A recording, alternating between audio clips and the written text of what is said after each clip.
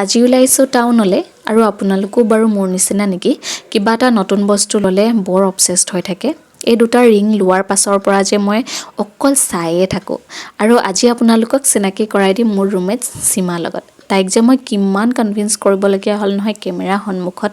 আহিবলৈ কাৰণে আৰু তাইয়ে হৈছে হেজনী ৰুমমেট যিয়ে নেকি মোক বৰ আলপছন্দৰে বৰ কেয়াৰ লয় আৰু বহুত টেষ্টি ৰেচিপি বনাই খুৱায়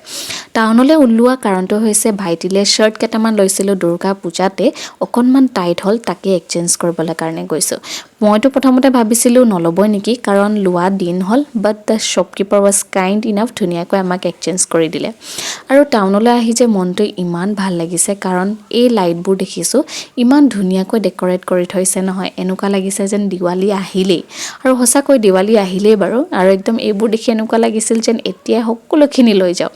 আৰু সীমাই ইয়াত ইউনিফৰ্ম চিলাবলৈ দিছিলে কিন্তু তাইলে যে ইমান বেছি ডাঙৰ হ'ল নহয় ইউনিফৰ্মযোৰ বাৰে বাৰে তেখেতে চিলাই থাকে আৰু বাৰে বাৰে তাই ট্ৰাই কৰে কিন্তু নাই নহয় আকৌ ঢিলা হয় আকৌ চিলাই আকৌ পিন্ধে সেই তেনেকুৱাই হয় তাৰ উপৰি তাই দোকানখনে পাহৰি গৈছিলে আমি একেবাৰে বিচাৰি বিচাৰি ভোগদৈ দলং পালোগৈ সেই তেনেকৈও আমাৰ বহুত দেৰি হ'ল আৰু উভতি অহা সময়ত আমি খালোঁ chicken roll that's all for today's video' see you next time till then keep ৱাচিং smiling and loving bye by